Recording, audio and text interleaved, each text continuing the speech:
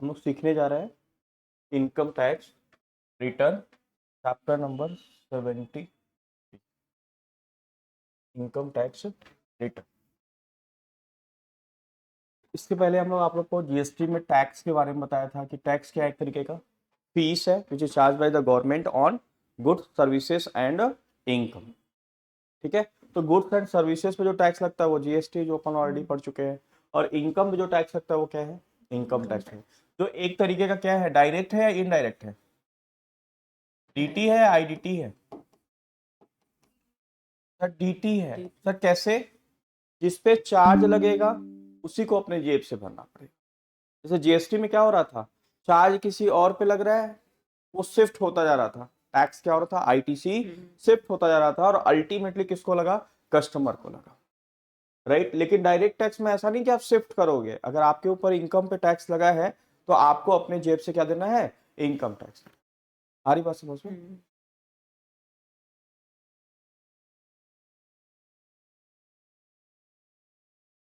देखिए लिखा हुआ है income tax is a direct tax on your income, it means a portion of your income is paid to the government. देखिए हम लोग सुबह से लेके शाम तक, रात तक बोल दो, एवरी टाइम क्या कर रहे हैं सर, टैक्स। आप अभी वहां से यहाँ आने में टैक्स भर के आए हो दुनिया भर के, टूथपेस्ट किया होगा, हैंड वॉश किया होगा, पेट्रोल में टैक्स भर के आ रहे हो, है ना। चाय नाश्ता करके आ रहे होगे तो जो चाय की पत्ती यूज किया होगा, कोई भी खाने के साथ सब में क्या भर के आए हो, उसके बाद भी इनका पेट नहीं भर रहा। आप देखते हो कहीं कहीं किसी किसी मिनिस्ट्री के पास 1,000 करोड़ पाया गया, 2,000, ये सब कहाँ से आ रहा है सर, यहीं से तो आ रहा है ना। उसके बावजूद अगर आप उनका पेट नहीं भर रहा है तो क्या बोल रहे हैं कि तुम दुनिया भर के टैक्स भरने के बाद, सुबह से शाम टैक्स भरने के बाद भी तुम्हारी हिम्मत कैसे हो गई कि तुम इनकम बचा लिए। सारी बात समझ, दुनिया भर का टैक्स देने के बाद भी तुम्हारे पास इनकम बचा है, तो भी हम तुमको छोड़ेंगे नहीं, हम तुमसे क्या लेंगे, इनकम टैक्स। आप घर वगैरह रजिस्ट्री कराते हो, एक मतलब 7 से 8 बार अगर घर की रजिस्ट्री हो गई तो घर किसका हो गया, वो प्रॉपर्टी किसकी हो गई, गवर्नमेंट की। तो 8 से 9% खर्चा है किसी भी प्रॉपर्टी को रजिस्ट्री कराने में।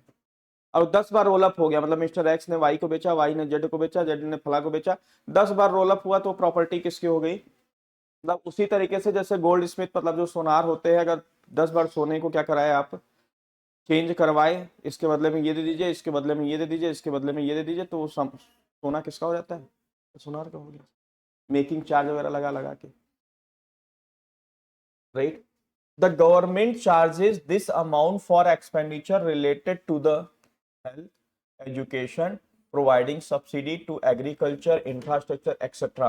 बोला है गवर्नमेंट ये चार्ज करती है किस लिए, खर्च करने के लिए, आपके हेल्थ के लिए। वाओ, किसके लिए, जैसे आपके एम्स हॉस्पिटल बने हैं, आयुर्वेदिक हॉस्पिटल गवर्नमेंट के बने हैं, ये सब में क्या है, तो फ्री में जो व्यवस्थाएं चल रही है, तो इसी पैसे को यूज कर रहे हैं।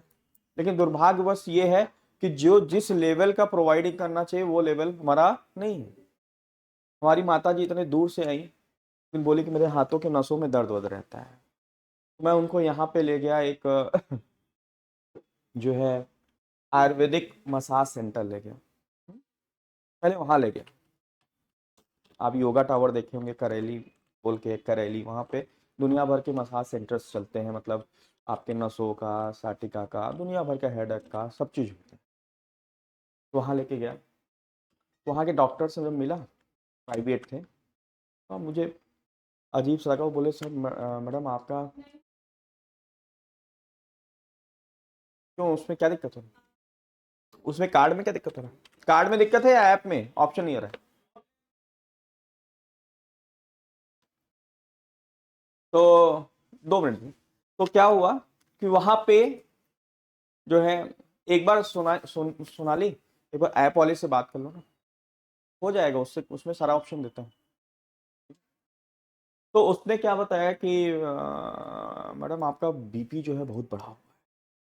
मेरी मम्मी बोली कि आज तक तो हमें बीपी का प्रॉब्लम ही नहीं। बोला इसे कभी भी ना वो आ सकता है, क्या आ सकता है, अटैक वगैरह आ सकता है, आपका बीपी बहुत बढ़ा है, ऐसा बड़ा स्ट्रेस में डाल दी मेरे को। फिर उसके बाद आप, तो मैं बोला इसका सॉल्यूशन क्या है सर। फिर उसने पूरा एक लिस्ट बना के दिया कि पहले हम नास्तिका करेंगे तो फलाना करेंगे, ढिकाना करेंगे, ये मसाज करेंगे, वो करेंगे, 1 महीने का 60,000 का पैकेज। हद हाल है। हल्का सा दर्द हुआ, एक बार बोला ठीक है सर। तो मेरे दिमाग में आया कि यार आयुर्वेदिक चिकित्सालय, वो उसी रास्ते से गुजरा, बोला यहाँ भी देख लेते हैं। वहाँ डॉक्टर बेचारे ने बहुत, मतलब एमडी था, है ना, और पीएचडी किया हुआ था आयुर्वेदिक में, वेल एजुकेटेड है। उन्होंने हालांकि 2 घंटा टाइम लगा वेटिंग में, लेकिन बड़े अच्छे तरीके से देखा, बहुत अच्छे तरीके से, एक एक प्रॉब्लम समझ के सब कुछ करके बहुत अच्छे से, मतलब इतना टाइम तो प्राइवेट वाले देते नहीं है सर। वहां पे जब हमने दिखाया तो वो बेचारे दवा ववा लिखे, बोले कि ये एक्सरे हो जाएगा, फ्री में हो जाएगा आपका, दवा वा सब फ्री में मिल जाएगा। तो बोला दवा भी आपको फ्री मिल जाएगा, मैं लिख दे रहा है। तो मैं गया, बोला अरे वाह, दवा भी फ्री में। और दवा लेने गया तो क्या दवा दे दिया मेरे को, जैसे दवा खाई मम्मी, वैसे ही 2 दिन तक बिस्तर से उठ नहीं पाई, जस्ट बिकॉज ऑफ, या तो सामने वाले ने दवा गलत दे दिया, या क्या होता है इन सब में जो सप्लायर होते हैं, दवा के सप्लायर, वो क्या करते हैं, डुप्लीकेट चीजें सप्लाई कर देते हैं। पूरा पैसा लेंगे, सप्लाई कर देंगे, बीच में क्या हो जाएगा, बढ़ जाएगा। तो वो एक प्रॉब्लम है sir. Education, mid day meal वगैरह जो चलता है, गवर्नमेंट्स के जो स्कूल चलते हैं, वो क्या है सर, एक बार खाना खा लीजिए आप मिड डे मील का, उसमें मूवी बना हुआ है, एक मूवी बना है, वो मेरे स्टूडेंट के हस्बैंड ने बनाया है, मतलब this is a very proud things. Mid day meal अगर आप देखोगे, कौन सी मूवी, अनिल सिंह का है, तो यहीं रायपुर के बहुत बड़े बिजनेसमैन है, उनकी वाइफ हमारे यहाँ ट्रेनिंग ली है। मिड डे मील, उन्होंने इस पे मूवी बनाया है, और बॉलीवुड मूवी है, नेशनल लेवल की मूवीज है मिड डे मील। हालांकि यहाँ के कुछ एडवर्टाइजर्स अच्छा खासा उनसे पैसा ले लिए, लेकिन उसका एडवर्टीजमेंट उस लेवल का नहीं किए, तो यहाँ पे पता नहीं चला। हम लोग को फ्री में टिकट टिकट मिला था, तो पूरा थिएटर खाली था, मतलब उस लेवल से उनकी मार्केटिंग नहीं है। तो उस पर वही दिखाया गया है सर। आप मिड डे मील एक बार खाइए, देखिए आपका तबीयत क्या होती है, सारी बात समझ में। तो health education and providing the subsidy to agriculture, agriculture को सब्सिडी वगैरह, इंफ्रास्ट्रक्चर एक्सेट्रा, इन सब में क्या हो रहा है सर, ये सब जो है खर्चे लग रहे हैं, किस इसका यूज किसके लिए किया जाता है, इसी खर्चे के लिए क्या चार्ज करते हैं ये, income tax, infrastructure etc. It is the paid by an individual HUF any taxpayer depending on the income level or gain in a financial year. Individual HUF क्या करते हैं सर, देखिए कितनी अच्छी चीज लिखी है, इंडिविजुअल और HUF जो टैक्स पे करते हैं वो किस बेसिस पे पे करते हैं, इनकम लेवल पे। किस लेवल पे, इनकम लेवल पे। इनकम लेवल मतलब 5 लाख रहेगा तो कुछ नहीं लगेगा, 5 से 10 रहेगा तो इतना परसेंट, 10 से 20 रहेगा तो इतना परसेंट, मतलब जैसे जैसे इनकम का स्लैब बढ़ता जाए, स्लैब वाइज लगेगा, क्या लगेगा, स्लैब वाइज, वैसे वैसे टैक्स रेट क्या हो जाएगा, बढ़ता जाएगा, और मैक्सिमम रेट क्या लग जाएगा आपका, 30%। कितना लग जाएगा। लेकिन जो कंपनी होते हैं, कौन, company and partnership firm, a company has to पे,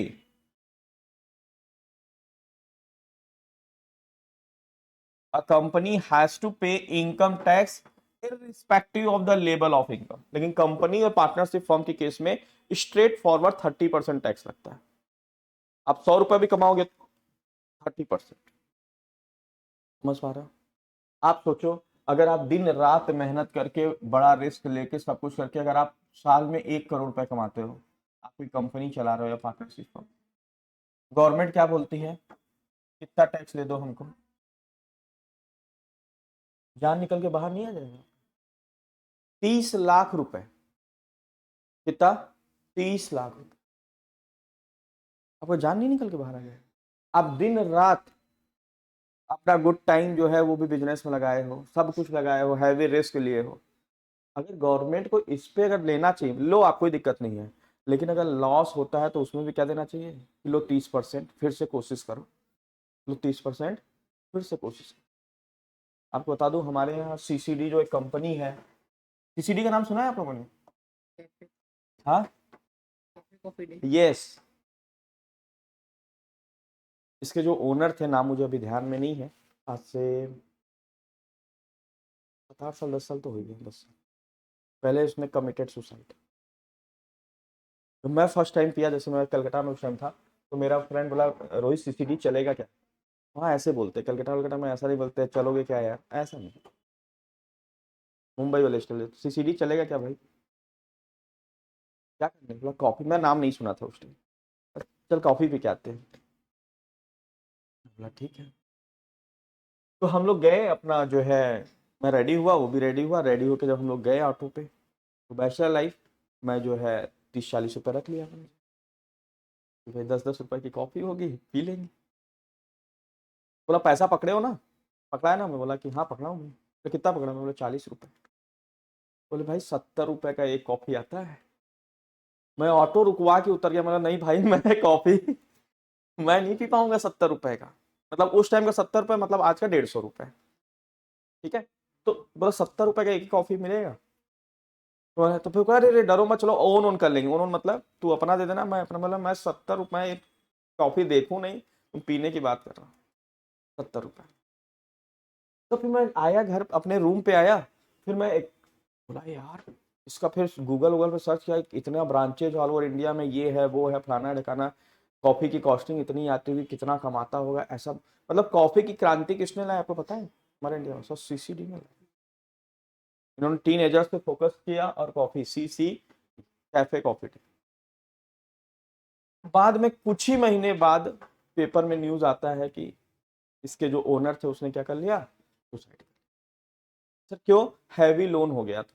और हमारे देश में जैसे फॉरेन वगैरह में क्या है, अमेरिका में, ब्रिटेन में, वहां पर अगर कोई कंपनी डूबती है ना, पूरा गवर्नमेंट सपोर्ट देता है, सब्सिडी देता है, अच्छा डूब गई, लॉस हो गया, कोई दिक्कत नहीं, ये लो सब्सिडी, फिर से ट्राई करो।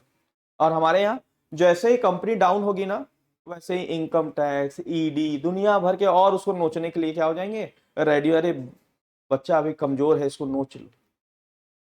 और उनके ऊपर प्रेशर आने लगा, मतलब इनकम टैक्स का अलग छापा पड़ रहा है उस कंपनी में, ईडी का अलग पड़ रहा है, दुनिया भर का इतना प्रेशर दे दिए कि वो फेस करते करते एक दिन लेटर लिख दिया वहां के ओनर कि, मतलब अपने एम्प्लॉय वगैरह को लिखा, अपने साथियों को लिखा कि मेरे टीम मेंबर्स प्यारे, आपने बहुत मेहनत किया, ये किया, हम लोग किए, और मैं 3 साल से जो है स्ट्रगल कर रहा हूँ अपनी कंपनी को ऊपर उठाने के लिए, लेकिन अब मैं हार चुका हूँ, मैं नहीं कर पाऊंगा उसका, फिर उस करके सुसाइड नोट लिख के क्या कर दिया, सुसाइड कर लिया।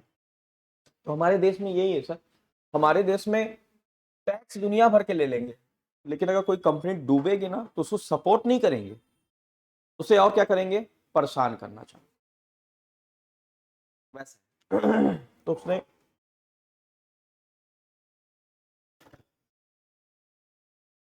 30% सर, और यही रीजन है कि यही सब चीजें हैं जो आदमी को क्या करता है सर, टैक्स की चोरी के लिए प्रोत्साहन देता है। आप सोचो, आप अगर 1 करोड़ रुपए कमाओगे, आप अपने आप से बताओ, अगर मैं आपसे पूछूं 30 लाख रुपए आप दे दोगे टैक्स, आपका घर का खर्चा नहीं है और सब चीजें नहीं है सर, एक, अरे आप 1 लाख मांगो, 2 लाख मांगो, 5 लाख मांगो, चलो आदमी देते हैं, चलो ठीक है, 30-30 लाख रुपए कंपनी और फर्म के केस में गवर्नमेंट बोलता है 30%, और 30% कम मांग रहा है जब ऑलरेडी आपके खर्चों पे, मतलब दुनिया भर के खर्चों से ऑलरेडी टैक्स आपसे ले चुका है उसके बाद।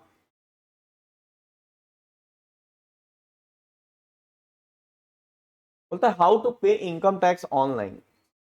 पहले इसकी चर्चा करने के पहले ये समझ लेते हैं कि इसमें क्या है, इनकम टैक्स हम लोग कैसे कैलकुलेट करते हैं। इसके लिए इनकम टैक्स एक्ट बना हुआ है, क्या बना हुआ है, इनकम टैक्स एक्ट, राइट। उस इनकम टैक्स एक्ट में इनकम का डेफिनेशन दिया हुआ है, किसी को पता है किसका डेफिनेशन दिया गया है, इनकम का। पूरे इनकम को कितने पार्ट्स में बांट दिया इन्होंने, 5 पार्ट्स। मैं आपको बताने जा रहा हूँ कि इनकम कैसे कैलकुलेट होता है, पहले आपको इनकम कैलकुलेट करना होगा, फिर उसके ऊपर इनकम टैक्स कैलकुलेट करना होगा। तो पूरे इनकम को कितने पार्ट में बांट दिया इन्होंने, 5 पार्ट्स में, कौन कौन से बताइए, कौन कौन से, वेरी गुड। पहला है सैलरी इनकम, दूसरा income from house property, income from,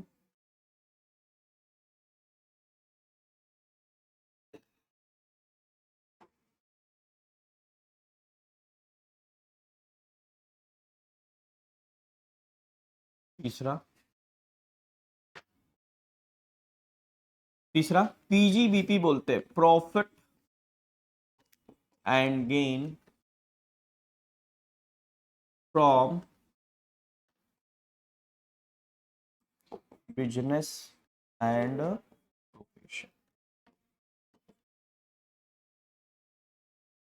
चौथा, कैपिटल गेन।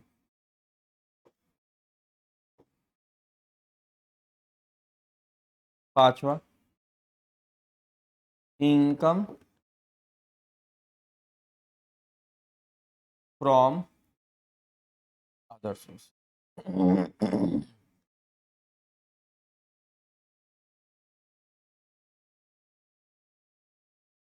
इनकम फ्रॉम,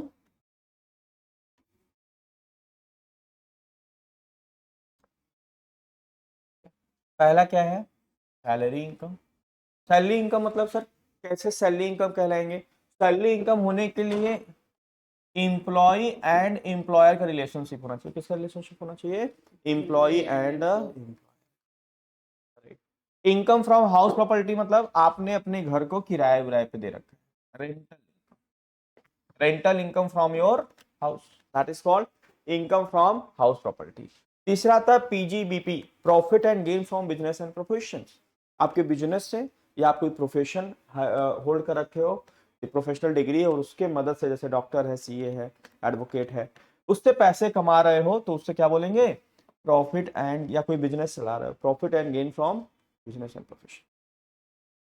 चौथा नंबर, कोई भी कैपिटल असेट को सेल करके आप पैसे कमा रहे हो। सर कैपिटल असेट मतलब जैसे आपने लैंड बेच दिया, शेयर्स बेच दिए, है ना, उससे जो पैसे बेच के कमा रहे हो, that is called capital gain. आधी बात समझ में? एक होता है कि भाई शेयर का हम बिजनेस कर या लैंड का खरीद बिक्री कर रहे हैं, तो वो बिजनेस इनकम कहलाएगा। लेकिन हमारे दादा परदादा या किसी ने हमको लैंड हमको दे रखा है, या हमने लैंड खरीद के रखा था, मेरा काम खरीदना बेचना नहीं है, अब कुछ साल बाद हमने उसको क्या कर दिया? बेच दिया, और उससे जो इनकम कमाया, that is called capital gain. और इसके अलावा जो भी पैसा आप कमाते हो इन चारों सोर्सेस के अलावा, उसे क्या बोलते हैं? Income from other sources. तो जैसे आपने केबीसी से जीत लिया, कौन बनेगा करोड़पति से जीत गया, कहीं सट्टा वगैरह लगाया उससे जीत, अच्छा सर इसमें क्या बोलता है इनकम टैक्स एक्ट? तुम लीगली कमाओ चाहे इलीगली कमाओ, टैक्स हमें दे दो, बाकी मैटर कोर्ट समझेगा। अब बात समझ में? अब स्मगलिंग भी करके आओगे तो बोलेगा इनकम की हो, चलो दो टैक्स दो हमको पहले, फिर बाकी स्मगलिंग के लिए क्या बैठा है हमारा? सिविल बैठा हुआ, सिविल कोर्ट बैठा है, वो फैसला करेगा कि आपको कितने साल की सजा होना। तो इनकम फ्रॉम अदर सोर्सेज मतलब अदर देन दैट, आपने केबीसी से कमा लिया, आपने जो है कोई बेट वगैरह से जो कमा लिया, कुछ भी कमीशन वगैरह कमा लिए, ठीक है, कुछ भी कमा लिए सर इनके अलावा, तो उसे क्या बोलेंगे? Income from other sources.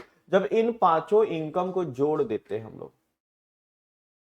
Add कर देते हैं इन पांचों इनकम को, मान लो सैलरी से, अच्छा जरूरी है सारे इनकम कमाएं? नो सर, कोई जरूरी नहीं है। हो सकता है आपका एक सोर्स हो सकता है दो सोर्स हो सकता है तीन सोर्स हो सकता है चार, या हो सकता है पांचों हो सर। हो सकता है कुछ भी ना हो सर, घर में निठल्ले बैठे हैं, कोई दिक्कत थोड़ी नहीं।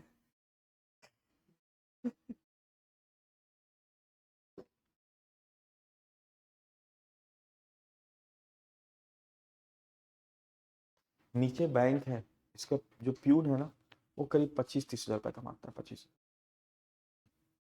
लेकिन रहता कैसा है?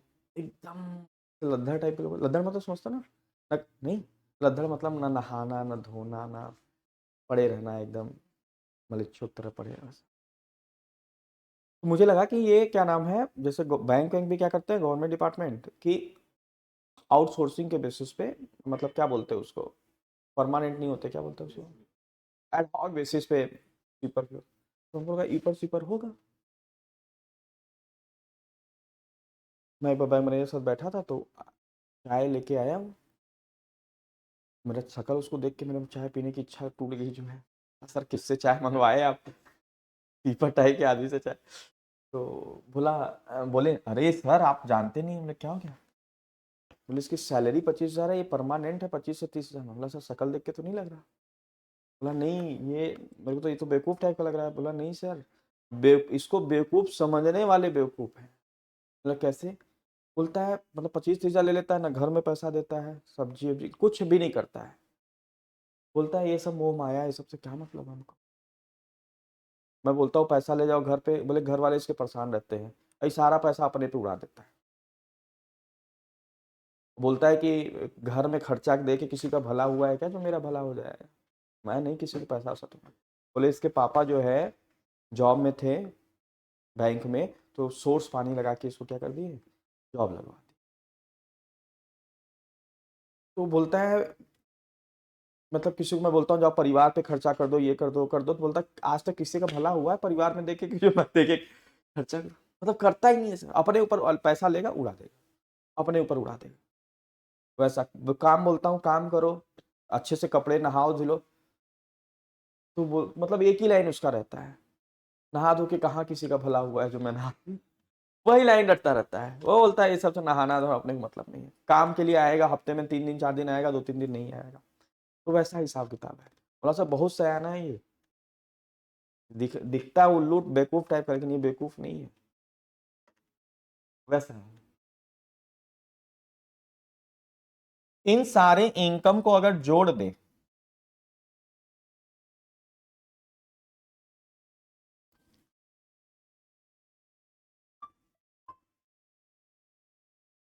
इन सारे इनकम को जोड़ दे तो इसको बोलते हैं ग्रॉस टोटल इनकम। क्या बोलते हैं इसको हिंदी में, मतलब शॉर्टकट में जीटीआई भी बोलते हैं। अगर आप लोगों को नोट करना होगा तो मैं बोलना, मैं बता दूंगा क्या बोलते हैं इसको, ग्रॉस टोटल। क्या बोलते हैं, ग्रॉस टोटल इनकम। मतलब ये पांचों हेड भी हो सकते हैं आपके, हो सकते हैं एक भी इनकम हो सकता है 2 इनकम हो, ठीक है। आप साइड में बिजनेस भी कर रहे हो, जॉब भी कर रहे हो। अब इसमें से ना गवर्नमेंट क्या करता है, एक सेक्शन है, सेक्शन 8 डिडक्शन का, सेक्शन 80C टू 80U, पूरी लिस्ट है sir, 80C 80CC 80CCC 80D 80E, ऐसा पूरा सेक्शन है सर।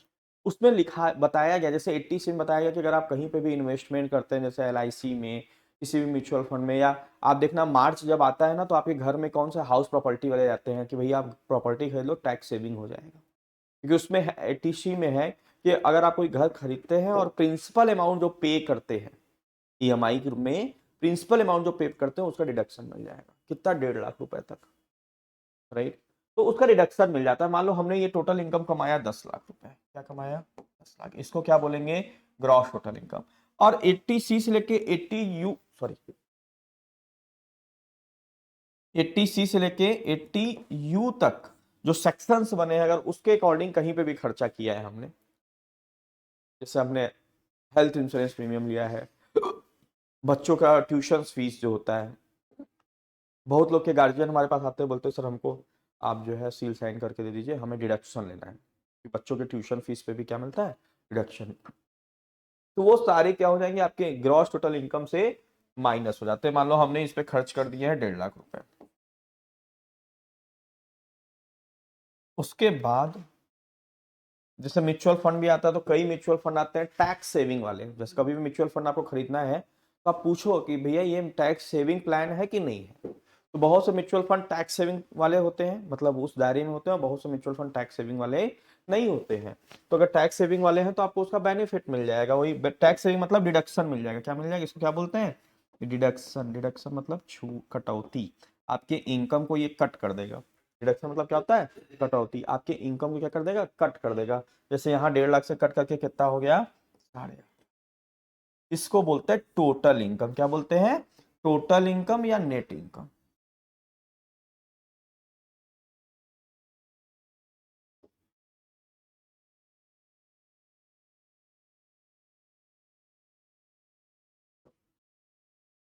राइट।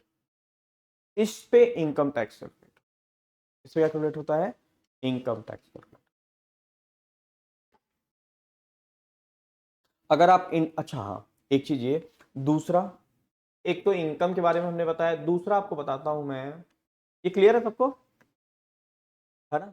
और ऐसा नहीं है सर कि बस हमने वर्बली कह दिया income from house property profit तो इतना इजी है सर, ये थोड़ा सा लेंदी का प्रोसेस है। जैसे PGBP में ऐसा नहीं मैंने कह दिया कि भाई बिजनेस में बस तुरंत इनकम कैलकुलेट, सर उसमें कई ऑप्शंस आते हैं कि किसका किसका डिडक्शन मिलेगा, किसका किसका डिडक्शन नहीं मिलेगा, कौन से खर्चे अलाउड है, कौन से डिस अलाउड है, वो पूरा कैलकुलेशन करना पड़ता है। हालांकि मार्केट में ऐसे ऐसे सॉफ्टवेयर आ गए हैं कि वो ऑटोमेटिकली क्या कर देते हैं, कैलकुलेट कर देते हैं, बहुत ज़्यादा आपको मतलब बॉदर होने की जरूरत नहीं होती, ऑटोमेटिकली क्या कर देते हैं। जैसे कंप्यूटेक्स सॉफ्टवेयर आता है इनकम टैक्स रिटर्न फाइलिंग करने का, तो आजकल बहुत से सॉफ्टवेयर आ गए हैं जिसमें ये सब चीज़ें बड़ी इजीली तरीके से होने लगा है, राइट। लेकिन ये इजी नहीं है सर, इनकम टैक्स की इतनी पतली बुक आती है, आपको पढ़ना पड़ेगा तब जाके आप इनकम टैक्स कैलकुलेट कर पाओगे।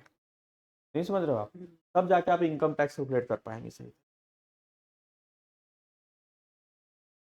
अच्छा, अब एक होता है सर, ये तो हो गया इनकम का। अब एक होता है ना इनकम टैक्स एक्ट में ना, पर्सन का डेफिनेशन दिया गया। किसका डेफिनेशन दिया गया है? पर्सन। तो पर्सन बोलते किसको है? पर्सन मतलब जिससे इनकम टैक्स लिया जाएगा, that is called person. SSC, person मतलब क्या, या एसएससी का डेफिनेशन बोल सकते हैं इसको। प्रॉपर वर्ड क्या होगा सर इनकम टैक्स की भाषा में? एसएससी का डेफिनेशन। एसएससी मतलब करदाता। करदाता मतलब कर देने वाला। कितने टाइप्स के एसएससी होते हैं sir as per income tax act? 7 types के। कितने टाइप्स के होते हैं? 7 टाइप्स। ठीक है, मतलब पर्सन को या एसएससी को कितने पार्ट में बांटा गया है? 7। पहला कौन सा है? इंडिविजुअल। क्या है पहला? इंडिविजुअल।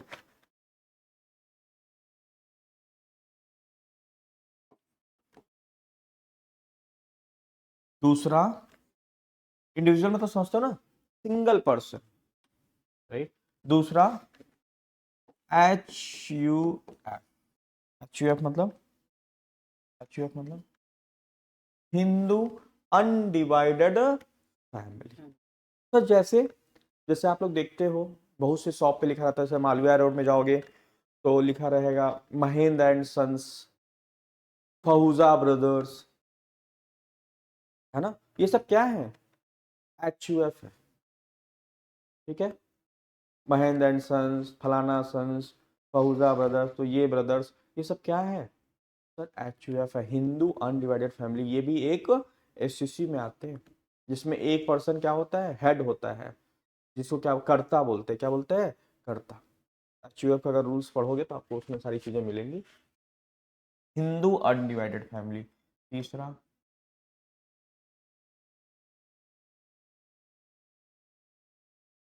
Partnership firm. इससे जो आप इनकम टैक्स रिटर्न पूछोगे ना तो पूछेगा आपसे कि आप क्या हो, इंडिविजुअल हो, आपका बिजनेस एचयूएफ है, कि पार्टनरशिप फर्म है। या पार्टनरशिप फर्म तो समझते हो ना, दो या दो से अधिक पर्सन मिलके क्या करते हैं? बिजनेस कैरी ऑन करते हैं और डीड बनाते हैं। पार्टनरशिप डीड बोलते हैं। क्या बोलते हैं उसको? Partnership deed. उसके बेसिस पे बिजनेस करते हैं और प्रॉफिट शेयरिंग करते हैं। फिर आता है क्या? कंपनी।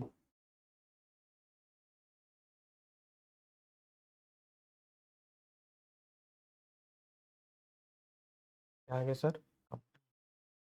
कंपनी समझते हैं यो, प्राइवेट पब्लिक लिमिटेड। फिर आता है आपका बॉडी ऑफ इंडिविजुअल।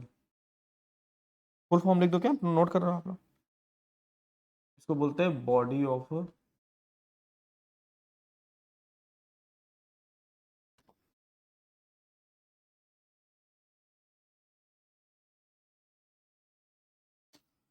तथा association of person.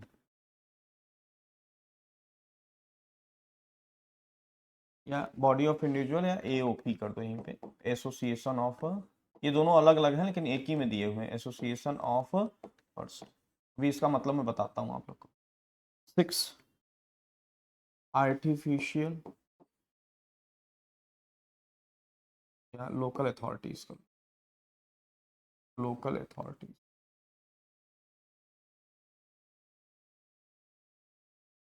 And 7 others.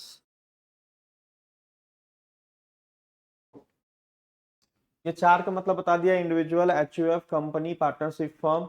Body of individual मतलब कुछ इंडिविजुअल मिलकर बिजनेस कर रहे हैं, that is called body of individual. या एसोसिएशन ऑफ पर्सन मतलब, अच्छा बॉडी ऑफ इंडिविजुअल मतलब केवल इंडिविजुअल ही है उस ग्रुप में, और एसोसिएशन ऑफ पर्सन मतलब एक इंडिविजुअल हो सकता है, एक पार्टनरशिप फर्म मिलकर बिजनेस कर सकते हैं, एक इंडिविजुअल हो सकता है, एक कंपनी, एक एचयूएफ मिलकर, that is called association of person. समझता हूँ? ये सोसाइटी, वो ये सब क्या है सर? सोसाइटीज वगैरह। फिर लिखा रहता है फला एसोसिएशन, ठिकाना, ये सब क्या है? Association of person. बनता है ना एसोसिएशन वगैरह। फिर उसके बाद क्या आता है लोकल अथॉरिटीज। ये कौन होते हैं सर लोकल अथॉरिटीज? जैसे नगर निगम, ये क्या है लोकल अथॉरिटीज है। क्या है ये कंपनी है क्या? No sir, local authorities. ठीक है, जितने म्यूनिसिपैलिटीज वगैरह है वो सब किसके अंदर में आते हैं? Local authorities. और 7 नंबर अदर्स, इनके अलावा अगर कोई है तो किसमें आते हैं? तो आप जब इनकम टैक्स दोगे तो या तो आप इंडिविजुअल होगे, या एचयूएफ होगे, या पार्टनरशिप फर्म होंगे, या कंपनी होगे। मतलब ये आपका एसएससी का नेचर है, या बॉडी ऑफ इंडिविजुअल हो गया, या एओपी, या लोकल अथॉरिटीज, या अदर्स हो गए। आ रही बात समझ में? इस पे डिसाइड होता है। अगर आप ये दोनों हो, अगर आप ये दोनों है तो इसका स्लैब वाइज टैक्स रेट है। क्या है? स्लैब वाइज है। ये हो तो स्ट्रेट फॉरवर्ड कितना है? 30%। कितना है? 30%। ठीक है।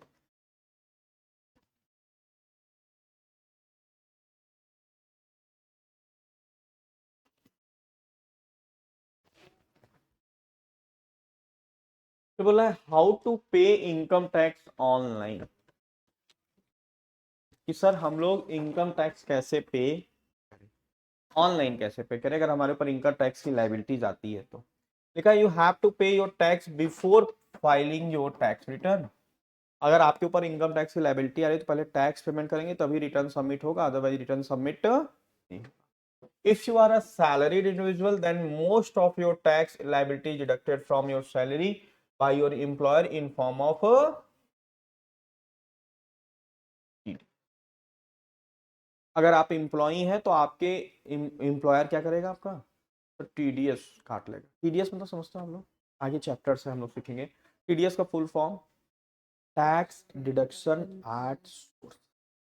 नाम देखो कितना सुंदर है, tax deduction at source. Source मतलब जैसे ही आप सोर्स आपका इनकम का जनरेट होगा वैसे तुरंत क्या कर लिया जाएगा? टैक्स काट लिया जाएगा। तो सर टैक्स काटा कब जाता है? टैक्स नेक्स्ट ईयर काटा जाता है। जैसे आपको गवर्नमेंट बोलती है पहले इस साल तुम कमाओ। जब बकरा को हलाल किया जाता है तो क्या किया जाता है आपको पता है? पहले खिलाया जाता है और सोचता है अरे जन्नत में आए हैं। जब उसको ए करके पकड़ के लेके आते हैं, मान लो जैसे ईद विद में देखो, बकरीद में देखो, तो उसको पहले पकड़ के लेके आते हैं ना तो बड़ा चिल्लाता है, मैं है ना। लेकिन जब वो उसको बांध दिया जाता है और उसको जब घास दिया जाता है ना तो उसको सुकून फील होता है कि अरे मैं तो गलत सोच रहा था, ये सब हमें मारेंगे पकड़ेंगे, तो यहाँ तो क्या है खाने को मिल। तो गवर्नमेंट भी वही करती है, पहले बोलती है 1 साल खूब कमाओ, that is called financial year, that is called financial year. जिस साल आप कमाते हो 1 अप्रैल से 31 मार्च। फिर उसके बाद गवर्नमेंट क्या करती है? हलाल। क्या करती है? हलाल करती। कौन से ईयर? Next year. मतलब मार्च के बाद हमारा क्या जाता है? Next year. तो इंडिविजुअल जो रहते हैं और एचयूएफ रहते हैं उनको 31 जुलाई को हलाल करती है गवर्नमेंट, और कंपनी वगैरह को सितंबर में। कब करती है? सितंबर। उनका इनकम टैक्स का ड्यू डेट रहता है रिटर्न भरने का। ठीक है, ड्यू डेट रहता है। अच्छा, दो चीज होता है इसमें, एक हलाल होता है और एक क्या होता है? झटका। झटका समझते हो? पर बोलते हैं पंजाबियों लोग को झटका खाना पसंद होता है, और जो मोहल्ले में होते हैं इनको क्या पसंद होता है? हलाल। ऐसा तो नहीं सुन के क्या नाम है खाना नहीं खाओगे, ऐसा तो नहीं है ना। तो ये सब नॉलेज होना चाहिए। ये जो मोहल्ले में लोग रहते हैं ये लोग क्या करते हैं, मुर्गे को देखो, मुर्गे को पकड़ लेंगे तो ऐसे धीरे धीरे, इनको बोलते हैं जितना तड़प रहेगा उसके अंदर, तड़प के मरेगा उतना उनको टेस्ट उनके में आता है। और पंजाबी क्या सोचते हैं कि नहीं इसको तड़पाना नहीं है, एक ही बार में झटका, दैट इज कॉल्ड झटका। दोनों का अलग अलग सिस्टम है सर। अरे कल मैं, आज मुझे लेट हो गया इसके लिए एक्सट्रीमली सॉरी, मेरी ही गलती है। अमूमन हमें गलती मतलब मुझे लेट होता है आरू की वजह से, मतलब उसको स्कूल छोड़ना रहता है, ज्योति मैडम अभी जा नहीं सकती। तो मैं जाता हूँ तो वो नाटक करती है उठने में, लेट करती है, फिर वो धीरे धीरे धीरे धीरे धीरे, तो हमें अपने भी तैयार करना रहता है उसको भी तैयार करते हैं। मतलब 10 बार बाथरूम में हम घुसेंगे 10 बार निकलेंगे, मतलब ऐसा सीन रहता है। दूध भी पिलाओ उधर उधर नहाओ। आज मुझे जो लेट हो गया वो मेरी गलती थी। मैं रात को कल 1:30-2 बजे तक मतलब इसलिए बोलता हूँ ना जल्दी मैं, मतलब क्या दिमाग में आया मेरे, कल क्या हॉट स्टार कुछ और खोला था, खुल गया हॉट स्टार, और उसमें मूवी था आपका द फ्रीलांसर। आप देखना द फ्रीलांसर, देखिए आप नहीं देख। अब हर बार मैं सोच रहा हूँ बस ये एपिसोड के बाद नेक्स्ट एपिसोड नहीं देखेंगे, बस सो जाएंगे सो जाएंगे। रात को 2 बज गया मुझे, तो फिर एकदम आँख एकदम रेड हो गया, तब दिमाग में आया मतलब कि ऐसा हो गया कि मोबाइल हाथ से क्या हो रहा है। लेकिन गिरने के बाद भी नशा देखो फिर हाँ बोलो। कभी कभी गुस्सा आता है कि अन इंस्टॉल कर दूं, लेकिन क्या बनाते हैं भाई ये लोग मूवी, मतलब क्या एक्टिंग है, अरे बाप। हेड्स ऑफ है, मतलब आप ये वेब सीरीज के चक्कर में पड़ गए ना, तो ये थिएटर थिएटर वाला मूवी आपको पसंद ही नहीं आया। तुझे देखा तो ये जाना था, ये सब पसंद ही नहीं है। एकदम बोर फील होगा। ये लोग क्या एक्टिंग करते हैं, मतलब वाह, मतलब ये सब मैं देखता हूँ जैसे ये लोग, ये छोटे छोटे कलाकार तो अच्छे अच्छे कलाकार को फेल कर देंगे भाई। ये लोग की एक्टिंग देखो, फ्रीलांसर में मतलब दिखाया है वहाँ उस पे दिखाया है कि कैसे मतलब ये जिहादी लोग जो है नॉन जिहादी लोगों को क्या कर देते हैं, फंसाते हैं अपने चंगुल में, और उसके बाद फिर जाके वो एकदम रीगल स्टोरी टाइप का है मूवी। तो वही है सर, मतलब ना उनके माइंड में एकदम मेकअप कर दिया गया है, पूरा मेकअप, माइंड मेकअप। मतलब वहाँ ना वो जाते हैं और एक जगह जो है सुसाइड बम लेके जाते हैं, क्लिक करते हैं पूरा, तब उनको मतलब, और क्या कहते हैं कि मेरे अब्बू मेरे और क्या नाम है, मम्मी अम्मी उस पे चले गए, शहादत पे चले गए, तो डायरेक्ट उनका दरवाजा जन्नत तक खुल गया। ए बेटा, हजारों लोग के तो लेके चल दिए तुम, तो पाप कौन, गए वो लोग मॉल में, मतलब वो लोग नॉन जिहादी जो होते हैं ना, उनको क्या समझते हैं, मतलब जो इस्लाम को नहीं माना वो क्या है, पूरी तरीके से उनके हिसाब से पापी है, और उसको मारना ही इनके लिए क्या है, हाँ धर्म है, जन्नत मिल जाएगा, मतलब जन्नत का दरवाजा खुल जाता है। जैसे जो 26 नवंबर को अटैक हुआ था हमारे मुंबई में, आज होटल में सीरियल, कितने साल का कसाब था सर, 22-23 साल। इतना उन लोग को मतलब माइंड वॉश कर देंगे कि इनके अंदर इतनी एनर्जी आ जाती है कि लोग सुसाइड बम फम लेके आए, मतलब सोचते हैं कि हम अगर मर गए इसमें, शहादत हो गया, तो हम सीधे हमारा क्या हो जाएंगे, जन्नत चले, डायरेक्ट जन्नत का दरवाजा खुल जाता है।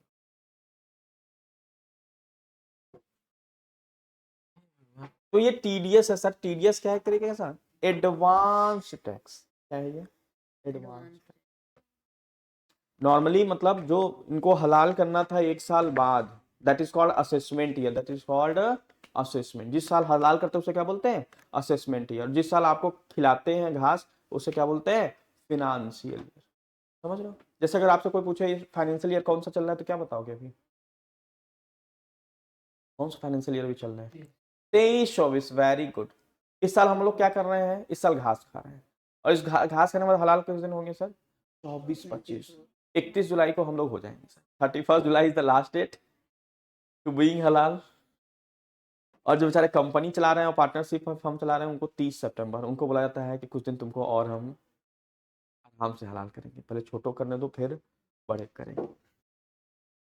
लेकिन कुछ इनकम ऐसा है जो गवर्नमेंट ने लिस्ट बना रखा है, जैसे अगर आप टीडीएस रेट चार्ट अगर डाउनलोड करोगे कभी आप, जो कि नेक्स्ट चैप्टर में मैं दिखाऊंगा, उसमें कुछ इनकम्स का ऐसे लिस्ट है जिसपे बोलता है कि आपको इंस्टेंटली क्या करना है, टैक्स पे कर देना है।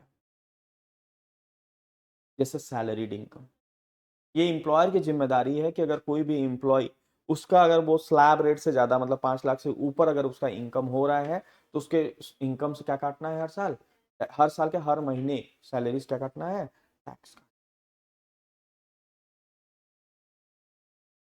राइट। जैसे मेरा एक फ्रेंड है, वो उसकी सैलरी अभी 35 लाख रुपए है साल की।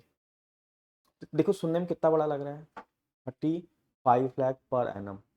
वो ओवरसीज जितने हैं उससे, एचपी में कि किस में है, वो ओवरसीज लोगों को क्या करता है, मैनेज करता है, पूरा मतलब कॉन्ट्रैक्ट कॉन्ट्रैक्ट ओवरसीज मैनेज करता है, एचपी में वो है असिस्टेंट वाइस प्रेसिडेंट ऐसा कुछ है, मतलब मेरा डायरेक्ट फ्रेंड नहीं, मेरे फ्रेंड का फ्रेंड है, तो मेरे उसकी सैलरी कितनी है, 35 से 40 लाख। सुनने में कितना अच्छा हैंडसम अमाउंट लग रहा है, 40 लाख रुपए साल का। लेकिन उसके हाथ में कितना आता है, 28, मतलब 12 लाख रुपए टैक्स कट जाता है, प्रोफेशनल टैक्स वगैरह कट के 25 लाख आता है। सर 25 लाख साल का तो आम आदमी कमा रहा है, इतना पढ़ लिख के इतना बड़ा नाम पोस्ट क्या है, vice president of this company. क्या कट गया सर उसके, और बिजनेसमैन रहेगा सर, वो 20-25 लाख रुपए बड़े आराम से कर लेगा, और टैक्स खर्चे उर्चे दिखा के 1 रुपया टैक्स भी नहीं देगा। और पढ़ लिख के हम 40 लाख रुपए मतलब अच्छे पोस्ट पे चले गए, इनकम कितना दिख रहा है, 40 लाख रुपए। आपको बता दूं ये सर, आज के डेट में 40 लाख कुछ नहीं होता है। 40 लाख ठीक ठाक अमाउंट है, लेकिन 20-25 लाख कुछ नहीं है सर आज के डेट में। अगर आप थोड़ा सा भी दिमाग लगाओगे तो कमा ले जाओगे। आप ये जितने भी ये ठेले खुमचे ये सब है, कितना कमाते हैं, आपको क्या लगता है कितना कमाते हैं सर? तो मिनिमम 5 से 7 हज़ार रुपये पर डे कमाते हैं लोग। अब आप कैलकुलेट कर लो, 7 हज़ार रुपये के हिसाब से महीने में कितना हो गया सर, 2 लाख रुपए, साल में कितना हो गया, 24 लाख। ये जितने ठेले देख रहे हो ना, ये बड़ा पाव, तो ये पाव भाजी, या एमजी में जितने भी खुमचे लगे हैं, पाव भाजी भेल फेल, ये लोग कितना कमाते हैं, चाउमीन, तो ये क्या लगता है आप लोग को? तो 10 हज़ार रुपये बड़े आराम से सेल करते हैं। सुबह 3 बजे बैठेंगे, हालांकि 3 बजे बैठते थे समझ, 3 बजे काम चालू करते हैं, उसके पहले उनका प्रिपरेशन सब चालू हो जाता है सुबह से ही। 3 बजे से रात को 10-11 बजे तक रहेंगे, 7 से 8 हज़ार 10 हज़ार सेल करेंगे। आपको क्या लगता है एक एक लोग कितने का खाता है सर? 100, 150, 200 रुपए से नीचे आज की बिलिंग नहीं होती है। तो लगता है 50 तो नहीं खाते सर। अगर ढंग की चल गई तो, और नहीं चल रही तो भाई अलग बात अलग है, जब हम मक्खी मार रहे हो तो अलग की चीज़ है, लेकिन चल गई तो कितना कमाते हैं सर? 7 से 8 हज़ार 10 हज़ार रुपए। एक चाउमीन एक प्लेट लिए 70 रुपए हो गया। तो 8 हज़ार रुपये हमको क्या लगता है सर, खाने पीने में 60 to 70% मार्जिन रहता है। तो मान लो 70 में 20% खर्चे मांग लो, तो 50% मार्जिन, तो 5 हज़ार रुपये हो गया सर, 5 से 6 हज़ार रुपये। महीने का कितना हो गया सर, 1,80,000 रुपये। साल का कितना हो गया, तो लगभग लगभग आपका 1 लाख, हाँ 20 लाख रुपए के आसपास।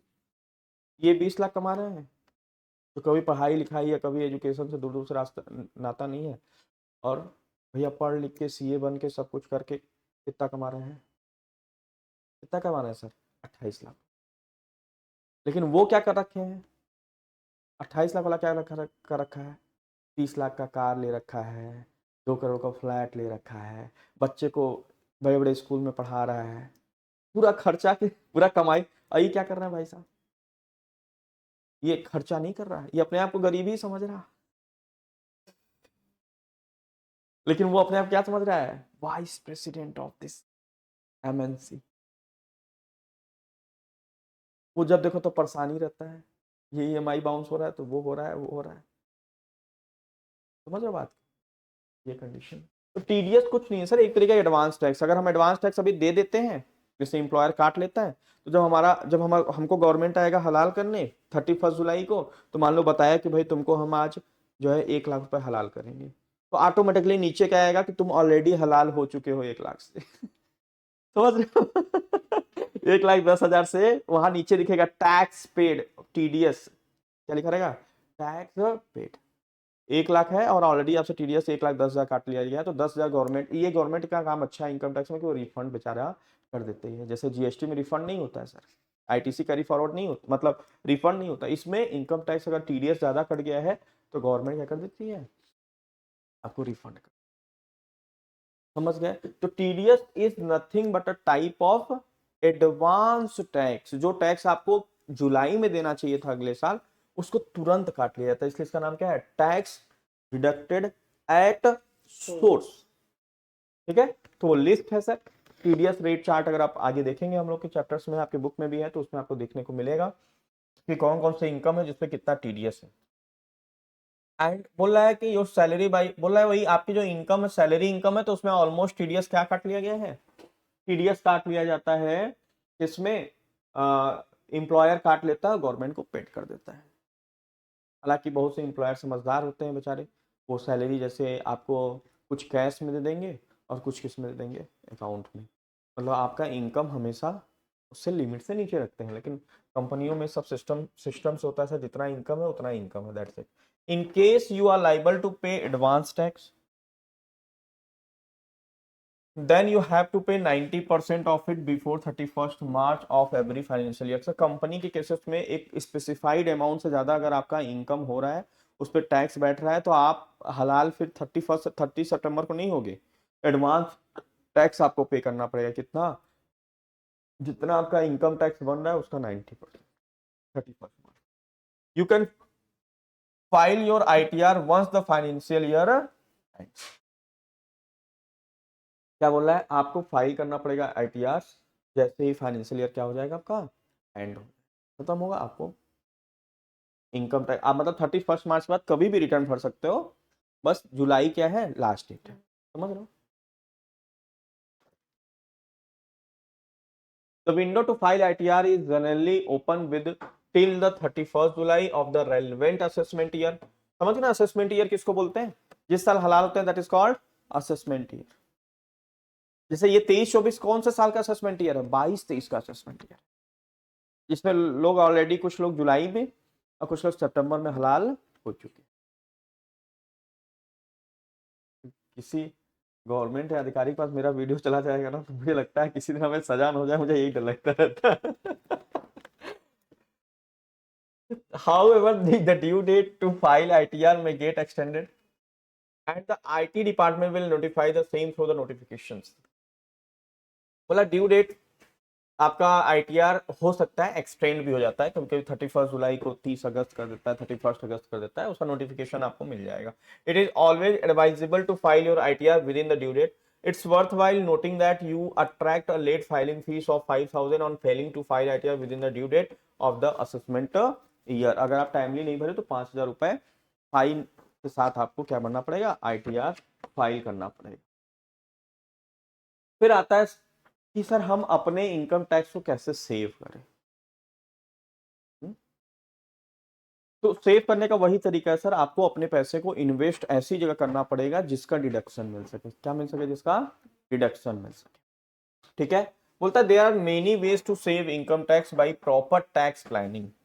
उसको देखो, एक होता है टैक्स की चोरी, क्या होता है टैक्स की चोरी, और एक क्या होता है टैक्स की प्लानिंग।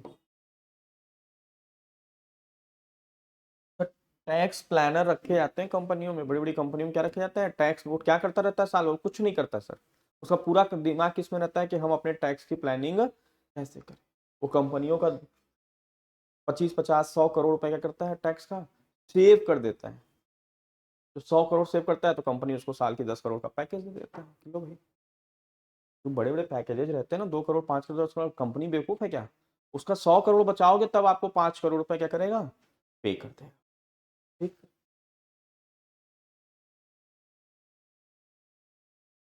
तो सर टैक्स की प्लानिंग अलग है, ये लीगल तरीके से आप कर रहे हो, क्या कर रहे हो, लीगल, कि हम कहाँ कहाँ पैसे को इन्वेस्ट करें कि हमारे टैक्स, और ये क्या है टैक्स की चोरी, इलीगल है। बोल रहे हैं there are many ways to save income tax by proper tax planning. Income tax act provide certain deduction, क्या प्रोवाइड करता है, certain deduction 80C to 80U and exemptions that can be claimed which will be reduce your total taxable income। जो आपके taxable income क्या कर देगा, कम कर देगा, ठीक है। एंड reduce tax outflow, और reduce क्या करता है, टैक्स आउटफ्लो, आपको कम टैक्स भरना पड़ेगा। Below are the some of the most common deduction and exemption. कुछ हमने ऐसे डिडक्शन और एग्जेम्पशन लिए जो कॉमन है सर, क्या है, कॉमन है सर, जो नॉर्मली लोग यूज करता है। पहला, डिडक्शन अप टू 1,50,000 अंडर, अभी मैं इसकी बात कर रहा था, कौन सा सेक्शन की बात कर रहा था, 80C। क्या बोलता है, investment in tax saving option like 80C, investing ELSS, जिसके बारे में आगे बताऊंगा, LIC, mutual fund, deduction for tuition fees for children, deduction for principal amount of home loan. अगर आप यहां यहां पैसे खर्च करते हो, LIC में लेते हो, है ना, म्यूचुअल फंड में लेते हो, deduction for the tuition fees, बच्चों का ट्यूशन फीस दिखाते हो, है ना, तो आप लोगों को क्या मिल जाएगा, 1.5 लाख, या होम लोन ले लेते हो तो होम लोन में क्या मिल जाएगा आपको, 1.5 लाख रुपए तक का टैक्स का बेनिफिट मिल जाएगा। 80C मतलब टैक्सेबल इनकम कम हो जाएगा। दूसरा क्या बोल रहा है, additional deduction for ₹50,000 and above, deduction of 50,000 above ₹1,50,000 in section 80CCC for contribution toward the national pension scheme of central government. Central government का एक स्कीम है नेशनल पेंशन स्कीम, है ना। अगर उसमें पैसे आप लगाते हो, जमा करते हो, तो आपको कितना बेनिफिट मिल जाएगा? 1.5 लाख तो मिलेगा ही मिलेगा सर, 50,000 रुपए और आपको मिल।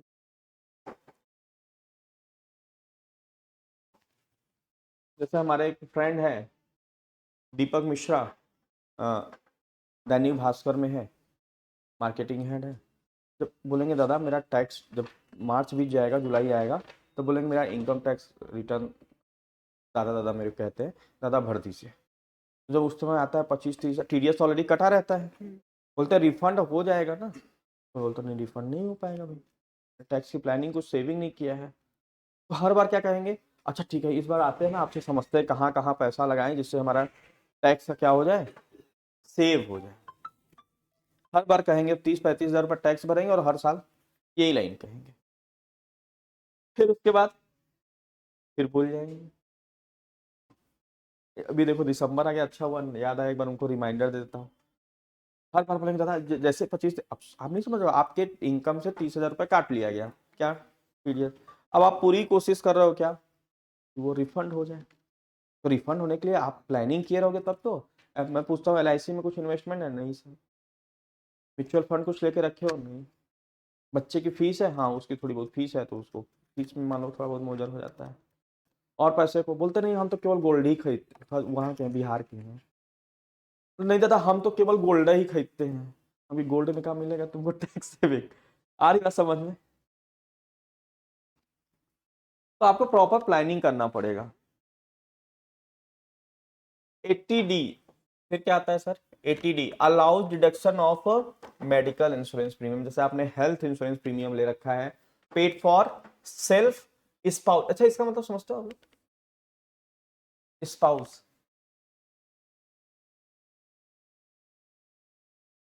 क्या मतलब होता है स्पाउस का?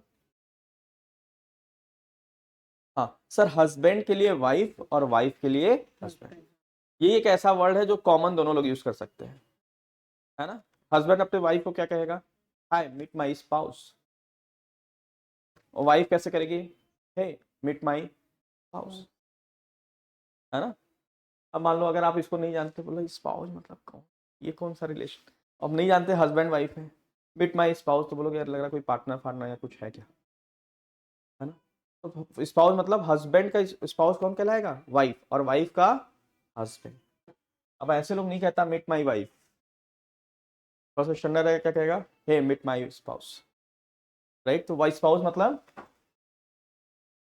और ये वर्ड अगर नहीं सुने हो तो उल्टा सीधा समझ जाओगे।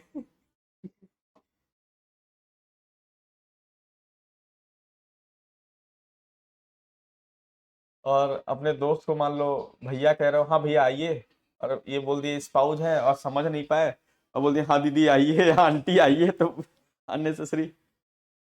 समझ गए? हस्बैंड के लिए स्पाउस क्या है, उसकी वाइफ है, और वाइफ का स्पाउस हस्बैंड है।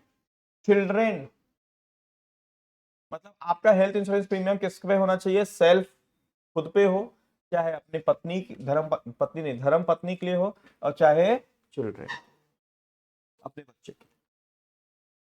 एंड डिपेंडेंट पेरेंट्स क्या हो, डिपेंडेंट पेरेंट्स, तो कितना मिल जाएगा सर, कुछ केसेस में 25,000 है, कुछ केसेस में 50,000 रुपए तक आपको क्या हो जाएगा, डिडक्शन मिल जाएगा। कौन सेक्शन के अंतर्गत सर, 80D। फिर 80G आता है सर, ये बड़ा प्यारा डिडक्शन है। ये किस पे मिलता है सर, डोनेशन में मिलता है। किस में मिलता है,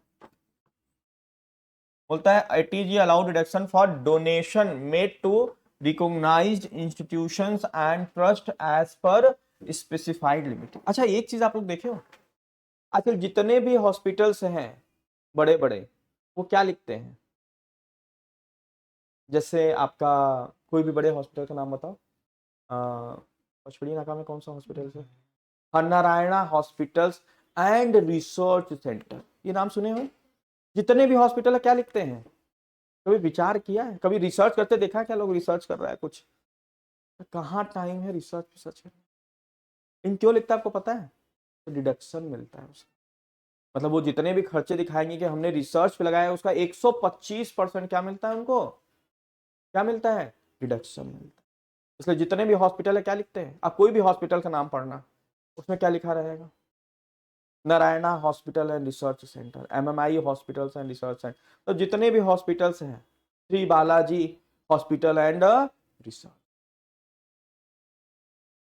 वो अपने बहुत से इनकम किसमें दिखा देंगे कि हमने खर्च कर दिया, किसमें, रिसर्च। अब रिसर्च में क्या कोई प्रूफ रहेगा, कोई बिल रहेगा क्या?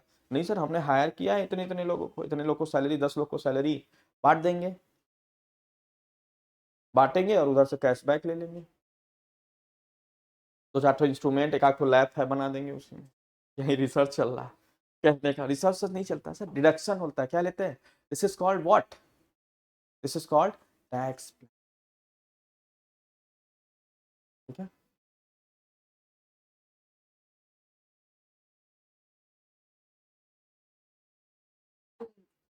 जितने भी बड़े बड़े वो काम जो थे, लॉन वगैरह, वीआईपी में है, हाँ हाँ हाँ हाँ।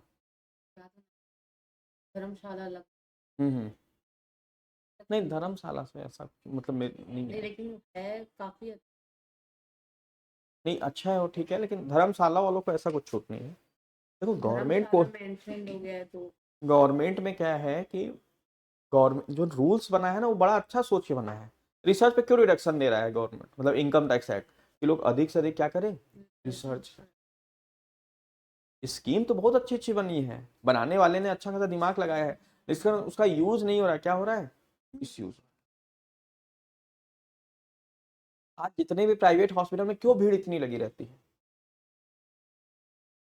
क्यों लगी रहती है बताइए? या गवर्नमेंट हॉस्पिटल में जाएंगे तो केवल कौन लोग दिखेंगे, सर वही दिखेंगे जो असमर्थ हैं प्राइवेट हॉस्पिटल में जाने में। कोई अच्छी फैमिली का दिखेगा क्या आपको गवर्नमेंट हॉस्पिटल में? नहीं दिखेगा। सर क्यों? सर वहाँ डॉक्टर अच्छे हैं, ऐसे ऐसे डॉक्टर हैं कि प्राइवेट में नहीं है। लेकिन दिक्कत क्या है सर, दवाएं डुप्लीकेट मिल जाएगा, पता चला वैक्सीन आपको बचाने के वैक्सीन की जगह पे निपटाने का वैक्सीन लग गया। नहीं समझ रहे हो, तो वैक्सीन लग जाए, निपट जाओगे, आपसे पता नहीं चलेगा आपको। आधा जान अगर आपको गवर्नमेंट हॉस्पिटल में, जैसे आपको कुछ हो गया, भगवान न करे, मान लो किसी को हो गया, आपको क्यों हो, आप मान लो किसी को कुछ हो गया, उसको आपने मेका हरा में डाल दिया, तो आधा पेशेंट तो अपने आप को ऐसे ही मरा समझ जाएगा कि हम मेका हरा में।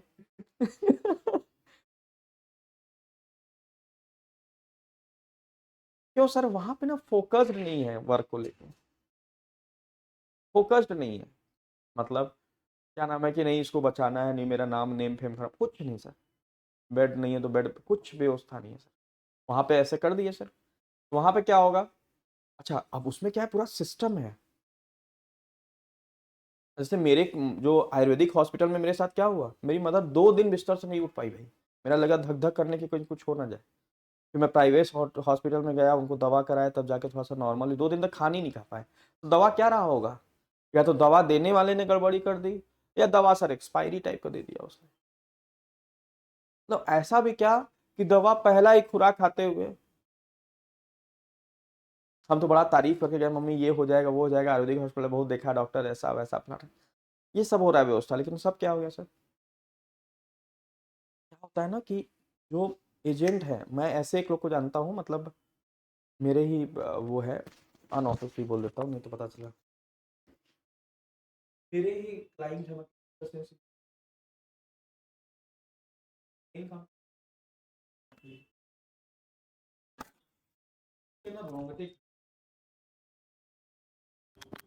उनका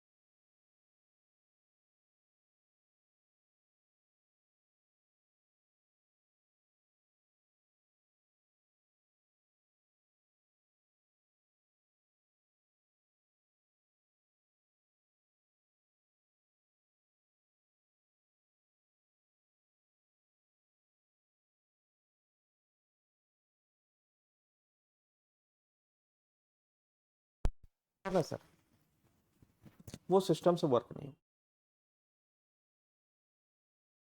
अगर वो होने लगे तो फिर दिक्कत ही कहाँ है। गवर्नमेंट पैसा तो ले रही है 30-30%, किस लिए? अभी ऊपर अपन पढ़े ना, किस लिए पैसा 30% ले रही है? आपके हेल्थ को ध्यान रखेगी, एजुकेशन को ध्यान रखेगी, इंफ्रास्ट्रक्चर्स पे ध्यान रखेगी।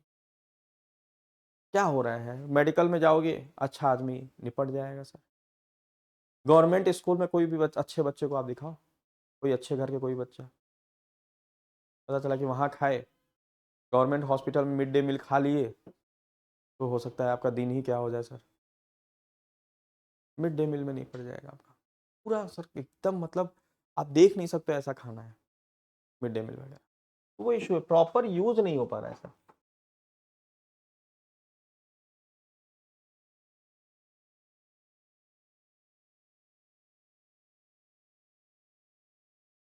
हाउस रेंट अलाउंसेस क्या है sir? HRA exemption allowed partially और fully under section this HRA जो मिलता है सर। HRA क्या होता है? एम्प्लॉयर एम्प्लॉय को क्या देता है? HRA देता है।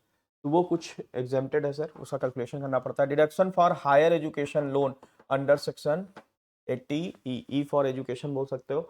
इसके लिए सर हायर एजुकेशन के लिए लोन लेते हैं ना लोग, उसमें भी गवर्नमेंट क्या देती है आपको?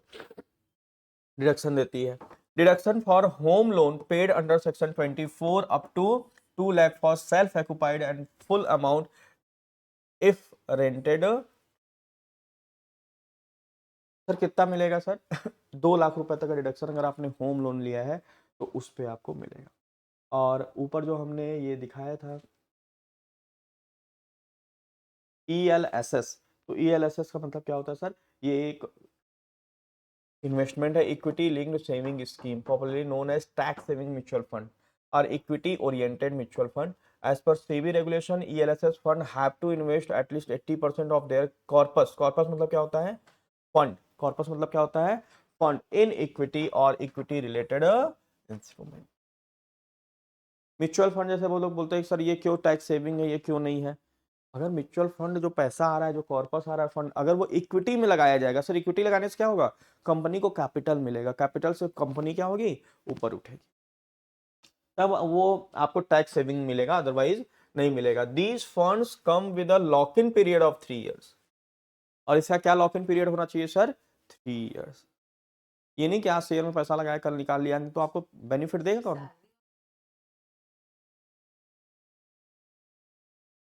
नहीं, सैलरीड हो, सॉरी, कोई भी हो, अगर आप म्यूचुअल फंड खरीदते हो तो देखना, बहुत से जब भी आप म्यूचुअल फंड खरीदें तो आप पूछ लीजिए अपने एजेंट से कि भाई ये टैक्स सेविंग वाला म्यूचुअल फंड है कि? टैक्स सेविंग होने के लिए क्या करना पड़ेगा? 80% पार्ट कितना जैसे जो फंड बनता है उसका 80% कहाँ इन्वेस्ट करना पड़ेगा? इक्विटी शेयर में with 3 years lock in period. तो ये क्या सोच के नियम बना है? यही बना है कि भाई आप पैसे कंपनी में लगाइए जिससे कंपनी ग्रो करे, और 3 साल तक आपका पैसा लगा होना चाहिए, तभी आपको क्या क्या बेनिफिट मिलेगा? Tax saving under section 80। तो ये हमने कुछ बताया सर, अदरवाइज सेक्शन 80C से लेके 80U तक जो क्या है सर, आपके पूरे स्टेप बाय स्टेप्स है कि आपको कहाँ कहाँ पे कितना डिडक्शन मिलेगा। लेकिन हमने जो बताया ये कुछ पॉपुलर टैक्स सेविंग डिडक्शंस के बारे में आपसे बताया। कल हम लोग सीखेंगे how to get income tax return copy online. जैसे बहुत बार क्या होता है कि इनकम टैक्स आपका हो गया, तो आपको जरूरत नहीं है कि आप अपने CA को या किसी से बोलिए कि जब आप रिटर्न फाइल करते हो ना तो एक क्या मिलता है आपको? असेसमेंट एक्नॉलेजमेंट मिलता है, असेसमेंट बोल रहा हूँ सॉरी, क्या मिलता है? Acknowledgement copy. देखियो आप, एक्नॉलेजमेंट कॉपी मिलता है, कल मैं दिखाऊंगा आप लोग को। तो वो आप खुद डाउनलोड, जैसे अगर आपको किसी ने भरा है तो खुद आप अपने इनकम टैक्स साइट पे जाके क्या कर सकते हो, उसको ऑनलाइन कॉपी निकाल सकते हो। और बहुत लोग सोचते हैं कि सर इनकम टैक्स रिटर्न कोई CA भर सकता है या कोई वकील ही भर सकता है, ऐसा नहीं है, आप खुद अपना इनकम टैक्स रिटर्न फाइल कर सकते हैं। और सैलरीड तो एकदम ईजी है सर, अगर आप सैलरीड इनकम हो तो आप तो बड़े ही इजीली तरीके से इनकम टैक्स रिटर्न फाइल कर सकते हैं। तो कल हम लोग सीखेंगे how to get the income tax return online, और साथ ही साथ इनकम टैक्स रिटर्न कैसे फाइल होता है, उस क्या क्या ऑप्शंस होता है, ये कल हम